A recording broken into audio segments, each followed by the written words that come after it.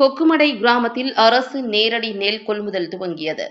அறந்தாங்கி அருகே கொக்குமடை கிராமத்தில் அரசின் நேரடி நெல் கொள்முதல் நிலைய திறப்பு விழா நடைபெற்றது. அறந்தாங்கி அருகே நாகுடி கல்லணை கால்வாய் பாசனத்தை சேர்ந்த கிராம பகுதிகளில் தற்போது நெல் சாகுபடி செய்யப்பட்டு தீவிரமாக அறுவடை பணிகள் நடைபெற்று வருகிறது. விவசாயிகள் விளைய வைத்த நெற்பயிர்களை அரசு நேரடியாக கொள்முதல் செய்ய வேண்டும் என அப்பகுதியைச் சேர்ந்த விவசாயிகள் புதுக்கோட்டை மாவட்ட கல்லணை கால்வாய் பாசனக்காரர்கள் விவசாயிகள் ஒருங்கிணைப்பு சங்க தலைவர் கொக்குமடை ரமேஷ் அவர்களிடம் தெரிவித்திருந்தனர்.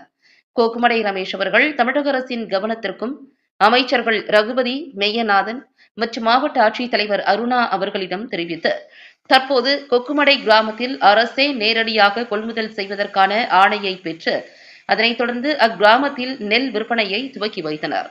இவ்விழாவிற்கு புதுக்கோட்டை மாவட்ட கல்லணை கால்வாய் பாசனதாரர்கள் விவசாயிகள் ஒருங்கிணைப்பு சங்க தலைவர் கொக்குமடை ரமேஷ் தலைமை வகித்து கொள்முதல் நிலையத்தை துவக்கி வைத்தார். நிர்வாகிகள் சுப்பிரமணியன், ரஃபீக் முகமது, சண்முகம் ஆகியோர் முன்னிலை வகித்தனர்.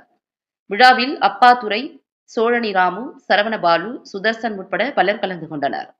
இந்த கொள்முதல் நிலையத்தில் இடையாத்தூர், வேதியன்குடி, நீர்விளங்குளம், கூத்தனூர், கோபாலபுரம், கூம்பள்ளம், திருநெல்லிவயல் உள்ளிட்ட கிராம மக்கள் பயன்படும் வகையில் அமைக்கப்பட்டதாக விவசாய சங்க நிர்வாகிகள் தெரிவித்தனர்.